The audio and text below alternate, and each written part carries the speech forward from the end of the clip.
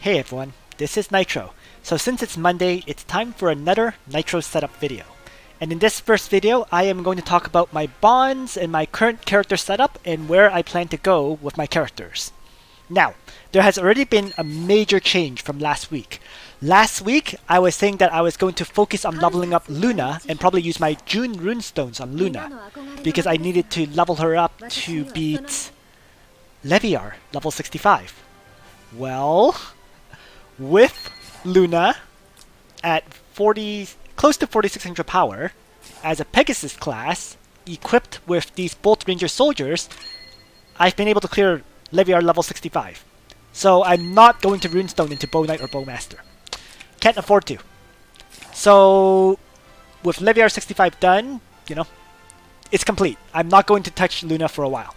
So instead, my focus will now be on the two Eternal Temples that I have not yet cleared, which is, let's see, it was Scylla, level 65, which uses Meteor Strike and Legion of Glory, and Phoenix, which uses Strategic Masters and Protagonists. So these two are the ones that are limiting me from fully clearing all the level 65 Eternal Temples.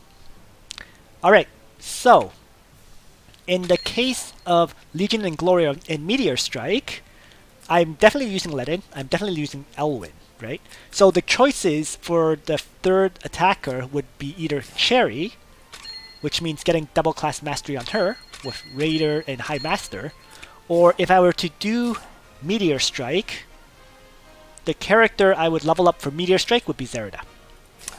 So I would double class mastery my Zerida that way.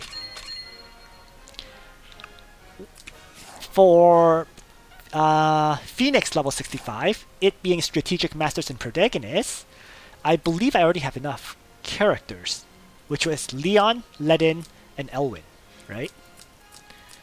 And then I have my two healers. So given I already have enough melee attackers, technically I could upgrade Ulte Muller, right? Get his double class mastery so he can be really a fourth melee attacker.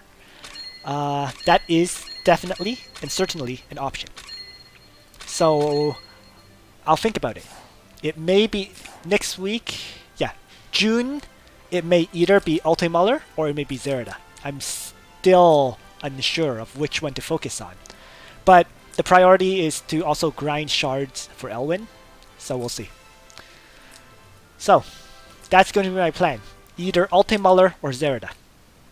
The interesting thing is, due to the Swimsuit Summer Festival event, I actually just recently got a runestone from it. So I do have an extra runestone right now. And if I'm willing to pay Trinity Crystals in the next Macho Lotto, I could actually get a second runestone that way, right? And with two runestones, I could level up both. I could runestone up both Ulte Muller and Zerida together. So that may actually be the way for me to go, right? For the next Macho Lotto, I'm going to get the runestone and then level up both Zerida and Ulte Muller so that I can definitely do Scylla 65 and Phoenix 65, right? And yes, Zerida will be very happy about that. Alright, so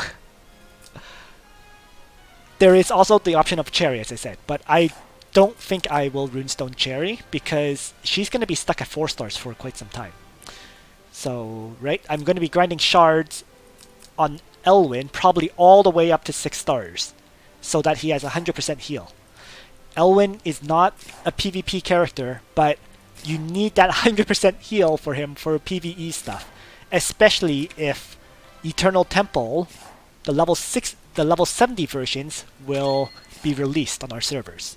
So, yeah. So basically, Elwyn is a must level up character for PvE if you're using him, and he must be leveled up to 6 stars. So he's going to be eating up 4 of my 9 Gate of Fate attempts, right? That only leaves me with 5 more. Zerida is going to eat 3, because I realize I really do need to level up Zerida. She needs to be 5 star to be used for PvP, preferably 6 stars, of course. And she only has 3 Gates of Fate. 1, 2, 3. 3 of them that give shards, as opposed to 4. So she's going to be a slow grind up to 6 stars. So in any case, with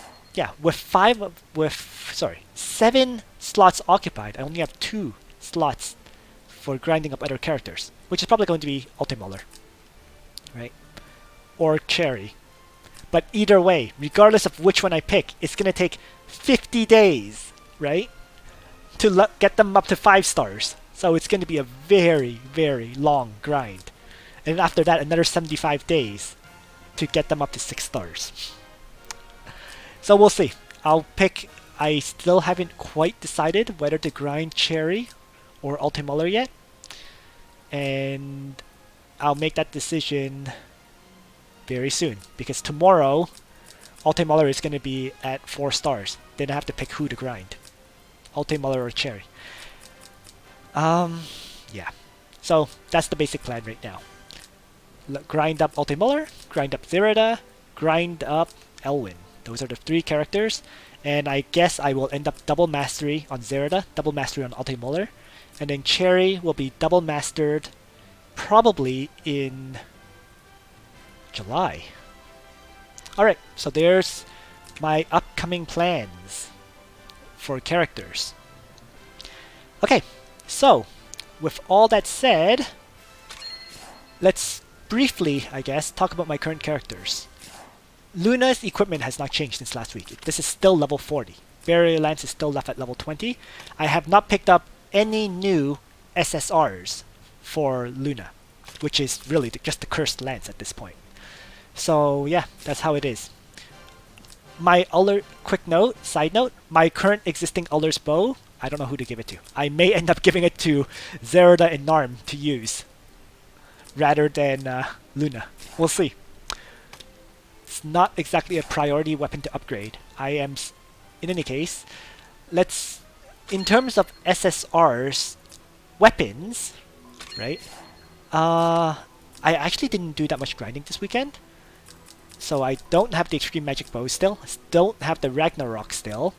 But yeah, no Yggdrasil Branch, no Blue Star, no Cursed Lance, no Red Moon, no Bathory, the Seductress. But I did manage to get the Dragon Slayer Cram. So I picked up yet another SSR weapon. So it just reduced the number of ones that I'm missing by 1. Nonetheless, though, the one I truly, truly need remains the Extreme Magic Bow. Because without it, Zerida is still not quite top tier in PvP. Yeah, that pretty much sums it up. So the Extreme Magic Bow is the one I really, really need. You know, the rest of them are completely optional weapons. Even Ragnarok, since I'm not planning to use Cherry. So, but Extreme Magic Bow is a must to use Zerida properly. At least for PvP. For PvE, you know, she can just use whatever weapon and she'll be okay. Alright, so that pretty much covers my weapons. Let me quickly, I guess, one moment, bring up my grinding results for the week. And unfortunately, this is going to take me a little bit of time because I have to admit, I did not quite prepare this last week. Just bear with me for a second. So, the dragon farming results. I am just about to bring that up. And let's see. Here we go. Alright, let me just make this a little bit bigger so that you guys can easily see it. So there we are. So, this is what I got last week. Monday to, you can see, Monday to Thursday, I only did a single run each day. And as a result, I got nothing. Big, fat nothing. However, on Wednesday, I purchased 8 random accessory boxes and picked up a second Lone Star Amulet. Sadly, Lone Star Amulet is rather useless as an item, in my opinion anyways. I mean, if you want to level one up, you can. But its main purpose is really PvP as a temporary item until you get more Overlord's badges. Okay, so I'm not a big fan of the Lone Star Amulet because it's useless against the hardest content, which is dragons and Eternal Temple. Hence why I don't really recommend the Lone Star Amulet. I mean, you can use one, but it's not my preferred item, so I see no reason to commit Epic Martial Spirits into it. So yeah, that was one thing I had. On Thursday, I actually surprisingly got a Blue Moon from a world event. So yeah, just yet another Blue Moon, which is... I'm getting very, very close, I think, to having another level 50 Blue Moon. Let me check that after this, going over this thing. And then from the Swimsuit Summer Festival event, I also got a Monkey King's Vest, which is nice because I have an existing one, so I just got to level it up a tiny bit more. Alright. Friday, I did 6 runs, and I got nothing. Saturday, I did another 6 runs, and actually got a Dark Crown from one of those runs. In addition, I also picked up another Galaxy Cloak from Joints. This Galaxy Cloak means I now have a second level 50 Galaxy Cloak. Which would be okay if I had Listel, but I don't. So, I don't know. I just have it equipped on one of my mages, because ultimately I don't have that much armor for my mages. So, yeah, I know. It is what it is. I'm not really complaining about it. At least I can kind of use it. It's not 100 ore, at least. But I haven't bothered to level up that Galaxy Cloak just yet. Alright, and finally, Sunday. Sunday, I did 20 runs, and I picked up a Dragon Slayer Gram, and I got his left hand. So overall, you know, a bunch... Really, not that many SSRs this week. But again, I've reduced my grinding of dragons quite significantly compared to before.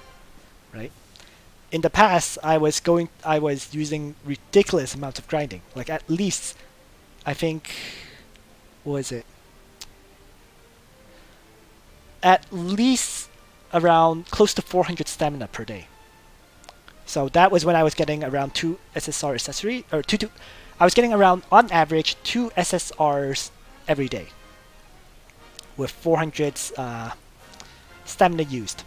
But now that I'm only doing grinding on a single day, Sunday, you know, it's reduced my SSR count dramatically. So let's go back into the game now. Alright, so I just wanted to briefly check up on the weapons that I mentioned. So, Blue Moon, right? 1 Blue Moon, 2 Blue Moons, and the third one is on Liana, right? Yeah. So, okay. So the one on the Hind went from level 30 to level 40. So I almost have yet another level 50 Blue Moon. So it's 50, 50, 40 right now. Alright. And then Goddess's Left Hand, which I equipped on Tieris, is now level 50. So I actually got 4 of them. That was my 4th. So now I have yet another set of equipment for healers. And yeah, I think that was really the main ones, right? And here is the pretty looking Dragon Slayer Gram, just sitting here at level 1. You know, it's one of those weapons where if you get it really early, you would definitely level it up. But at this point, you know, given I have 3 Seal Guardians and all that, I have absolutely no reason to level up a Dragon Slayer Gram. I don't think I'll even need it, even for the level 70 dragons. So, if or when the level 70 dragons are released. So yeah. So that pretty much covers it. And you can see here there's 2 Lone Star Amulets. I'll feed this one into the other one because I don't like Lone Star Amulets. Except for potentially as a PvP item while you're hoping to get more Overlord's badges. So yeah, that's what it is. Alright, so that pretty much covers the SSRs I've gotten over the last week. Oh, right, and Monkey King Vest. Let me just bring up Zerida. I think it just went from level 20 to level 30. That's pretty much it. So there. Yep, level 30 Monkey King Vest. So, here we are. And is there anything else to mention? Not really. I haven't done any enchant rolls recently. Or I did do enchant rolls. Let me modify that statement. I did do enchant rolls, but I didn't get anything good out of the enchant rolls. The only one that was quite decent was on Tieris, where the goddess's left hand rolled 11% int and 50 hit points. But it's just a spare SSR, ultimately. So, I mean, it doesn't matter. Now, I should also mention, at this point, with all the sets of gear that I have, I am now going to start focusing on transitioning into building up PvP sets of gear. So what that means is I'm probably going to start building up a set based on mirror armor, right, for my tank. So, because this is going to be a PvP set of gear, what that means is instead of the Hard Rock enchant on Ledin, I'm probably going to roll Thorns on this new set, right? And the reason for Thorns is because, well, if Thorns activates, and then you get the 30% chance to reflect damage taken by 50%, that's a game changer right there. That can take out an enemy and potentially win you a match. So, yep, so Thorns, going to be my first PvP focused set for my tank. So, yeah, that's going to be my transition in terms of gears. So continuing to build up new sets of gear. That's pretty much it. Other than that, let me just go into my training ground. And because my training ground has not changed much compared to last week, I'm not going to do a separate video for training ground. I'm just going to talk about it here. So, training ground. Let me just get these expeditions off quickly before I talk about it. No real changes compared to last week. If you really want to see how my training ground looks, just check the last week video. And the only real change is, the only thing I should mention is Masked Maids, level 8, are starting to get close to level 9. So very, very soon I can the Masked Maids will be tanky enough for Scylla 65 and Phoenix 65. I'm hoping that at level 9 they'll be tanky enough. I just don't know. So fingers crossed. We'll see. And I've noticed that I can do an upgrade here. So let's get this one upgraded. Right?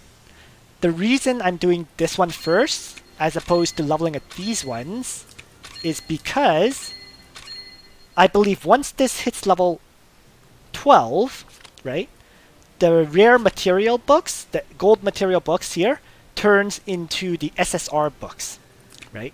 So using these ones instead. So that way I'll be able to level up to level 14 quite easily. So once I collect 60 more, I can level up this to 12, then 13, then 14. So that's an additional 6% hit points. Whereas if I used 60 books onto these two, each upgrade requires 40. So I would be barely able to upgrade these ones. So first priority, get this up to level 14, then finish off these two. And then at that point, I would be done all the gold book utilizing ones, except for this. Core defense. So yeah. So just slowly reaching level 14 on the infantry training ground. With regards to Lancer training ground, still lacking materials. So this has not been touched. But again, the Phalanx units are performing more than fine as it is, so it doesn't really need to be touched either.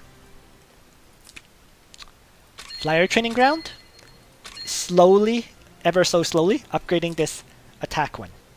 Finishing it off. So I just need one more yoga mat to bring this to level 14. And then I can do the level 15 upgrade after that. Only after I get this level 15 will I start upgrading the hit points and defense values on the flyers. So that's behind the infantry training ground. But that's no surprise because whereas infantry training ground, the day you choose infantry or an archer and assassin, on the day that you have the flyer training ground, you have to choose between lancers and flyers. So that was a much tougher choice, right? Hence why I basically do infantry, then flyers, and then the third day would be holy, as opposed to cavalry. And then the very last day, I've been doing flyers again, which is Sunday. Alright, So, let's go over the Holy Training Ground now. And Holy Training Ground has pretty much stayed the same. I haven't gotten enough materials to do the Sorceress upgrade or the Shrine Maiden upgrades. So everything is pretty much left as is. Just slowly, these two have it level 13 now. So now I have to bring this one to level 12, and then this one to level 12 after that. So once these hit level 12, as I said, I can bring them to level 14 instantly. Alright, so that's pretty much my 4 primary training grounds. Archer and Assassin, you can see, right? Let me just compare against Infantry training ground, right? Here's 28, 34, 26, 26. Right? 12, 12, 12, 12. 16, 14, 18, no, 16, 18, 14, 14. So both of these training grounds are complete garbage, and these stats, of course, are much lower. 49, 55, 29, 29, right? 15, 15, 31, 34, 25, 34, 12, 12. So basically, these training grounds are completely unleveled. Okay. So what else is there to cover? Bonds. Bonds. Oh boy. Where do I begin? I made a critical mistake, okay, with regards to my bonds. I used up all my bursting heart keys. So, I realized today that even if I wanted to upgrade these to level 10, I don't have any bursting heart keys to do these upgrades. So my characters are stalled in terms of plus attack. The only bond I would be upgrading for now is the heart bond. So, yeah. And what did I waste my bursting heart keys on? Well, I was silly. I think I spread them out between, I was upgrading a lot of characters, as I said. So, that's why Luna has level 7 now on this bond. And what I did was I maxed out the 3rd bond on a lot of my characters, which used bursting heart keys. And I upgraded, let's say, Luna up here, which used a lot of bursting heart keys as well. And other than Luna, I think I did Ultimuller a bunch. No, I didn't even touch Ultimuller yet. Uh-oh. I definitely think I did Zerida a bunch. Yep, so I maxed this one out and upgraded her attack to level 5. And other than that, this is silly, but I actually did Erin. So I maxed this one out and brought this to level 5. This actually didn't use up that many. I think it used up around, let's say, in total, I think it was around 20. So, on one hand, 20 is a lot, because, that would be this upgrade and probably maybe like close to 3 more upgrades, right? Bringing this to level 10. On the flip side, though, the reason I leveled up Erin is because, well, some of my viewers asked me to stop using Ledin because they don't have a Ledin. So just for fun, I decided to level up Erin. It's not a good use of materials, and I really don't recommend it, but this game is not always about efficiency. So I just leveled up a second tank, a rather useless one, but it should be fun to use. Alright, so there's my heroes, my training grounds, and my heart bonds. And that's everything for my setup for this week. So, it's going to be June next week. So that should be exciting, because at that point, I can finally upgrade another character to double mastery. And maybe that will give me a bit more versatility in, some of the videos I do and in PvP and so on. So, thanks for watching, everyone. I hope you found this video useful. And on that note, Nitro out.